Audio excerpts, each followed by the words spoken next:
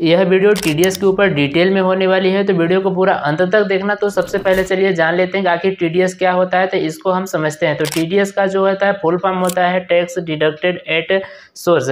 ये टीडीएस जो होता है एक प्रकार का टैक्स जो कि गवर्नमेंट किसी व्यक्ति के द्वारा उनके द्वारा कमाए गए यानी कि पैसे पर लिया जाता है। जैसे कि यह टीडीएस काटा जाता है आपके सैलरी पर हो गया, अगर सैलरी के अलावा रेंटल इनकम पर हो गया, अगर आप इंटरेस्ट प्राप्त कर रहे हो वहां से हो गया, इसके अलावा प्रॉपर्टी के सेल करने पर जो आपको पैसे मिलते हैं उन पर टीडीएस कटते हैं। इसके अलावा बैंक के द्वारा जो भी ब्याज आपको मिलती है तो उस ब्याज पर भी आपका जो है टीडीएस काटा जाता है।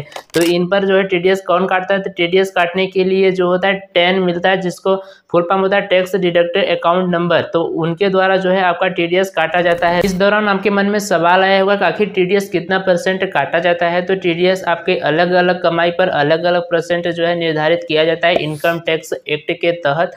तो उनके अनुसार जो है टैक्स काटा जाता है। हमने बेसिक टीडीएस के बारे में जान लिया। अब चलिए जानते हैं कि जिनके द्वारा टीडीएस काटा जाता है तो उनका क्या होता है। तो जिनके द्वारा टीडीएस काटा जाता है उनके पास होता है टेन यानी टैक्स डिडक्टेड अकाउंट नंबर, जो कि 10 डिजिट का होता है, जिनमें कोर्ट के द्वारा सारा कुछ उसमें लिखा होता है, जो कि इनकम टैक्स डिपार्टमेंट के द्वारा उन्हें दिया जाता है। किस प्रकार के इनकम पर कितना टैक्स कटता है मैंने इसका चार्ट वीडियो के यहाँ पे डिस्प्ले पर शो कर रहा होगा, वीडियो को पॉज करके आप देख सकते हो। इस चार्ट के ऊपर मैं डिटेल में वीडियो बना दूंगा अगर आप कमेंट बॉक्स में कमेंट करते हो तो अब चलिए जान लेते हैं कि आखिर टैक्स कटने से बच कैसे सकते हैं। तो टीडीएस कटने से बचने के लिए सबसे पहले तो आपका ये तरीका होता है कि आप अपने इन्वेस्टमेंट का जो भी प्रूफ है कि आप जैसे कि एक साल में जो आपकी टैक्सेबल इनकम निर्धारित करी गई है उसके अगर टैक्सेबल इनकम से कम अगर आपकी इनकम होती है तब आप जो है टैक्स कटने से बच सकते हो। लेकिन अगर आप जो है सभी इन्वेस्टमेंट का प्रूफ अगर आप सबमिट कर देते हो इनकम टैक्स डिपार्टमेंट के साथ और वहां पर आप दिखा देते हो कि आपकी जो पूरी कमाई है वो टैक्सेबल इनकम से कम है, तब आपकी जो है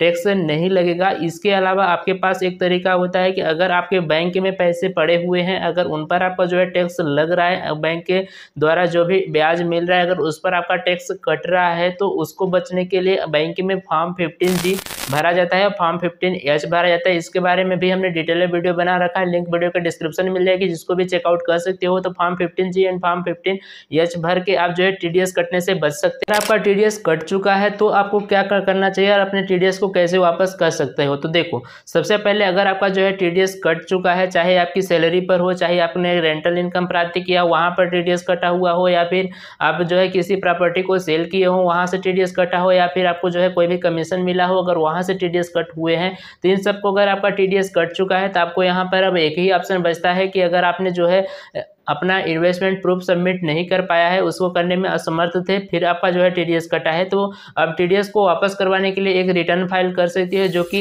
इनकम टैक्स डिपार्टमेंट को किया जाता है। तो आईटीआर कैसे फाइल करते हैं मैंने इस पर भी वीडियो बना रखा है, जिसे आप चेकआउट कर सकते हो। तो आईटीआर जैसे आप भर देते हो तो आईटीआर में आपको सारा कुछ दिखाना होता है, जैसे कि अगर सैलरी से इनकम जो है टीडीएस कटा है तो आपको जो है सैलरी के द्वारा एक आपको टीडीएस सर्टिफिकेट दिया जाता है। अगर आपके बैंक के द्वारा जो है पैसे काटे गए हैं टीडीएस के रूप में तो बैंक के द्वारा भी जो है इंटरेस्ट सर्टिफिकेट दिया जाता है, तो उसको भी यहाँ पर अटैच करना होगा। इसके अलावा सेल ऑन प्रॉपर्टी पर अगर टीडीएस कटा है तो उसको भी आपको यहाँ पर बताना होगा। यानी इनकम टैक्स डिपार्टमेंट को सारा कुछ इन्फॉर्मेशन देना होगा कि आपका जो है टीडीएस किस किस जगह से कटा हुआ है, तो वो सारा कुछ आप जैसे ही दिखा देते हो और सब कुछ आपका जो है टीडीएस देखने के बाद आपकी जो कमाई अगर टैक्सेबल इनकम जो रखी गई है अगर उससे कम आती है तो आपका जो है टीडीएस जो है रिफंड आप ले सकते हो। अगर आपकी जो है इनकम टैक्सेबल लिमिट से ज़्यादा आती है यानी कि जितना निर्धारित करा गया है अगर उससे ज़्यादा ही आपकी इनकम आती है तो उस कंडीशन में आपका जो है टीडीएस कटा रहेगा। आपको टैक्सेबल इनकम जितनी है अगर उससे कम आपकी कमाई होती है तो अगर आपका इस कंडीशन में टीडीएस कट रहा है तो टीडीएस को आप जो है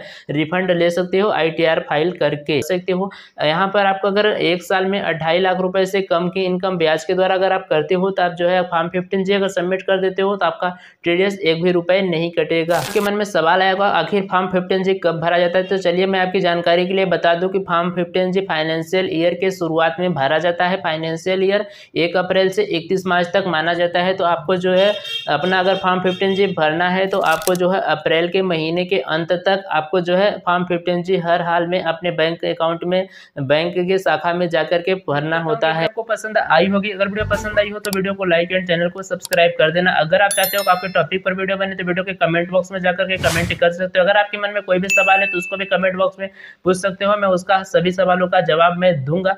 तो मिलते हैं किसी इंटरेस्टिंग वीडियो के साथ, तब तक के लिए बाय, जय हिंद एंड टेक केयर दोस्तों।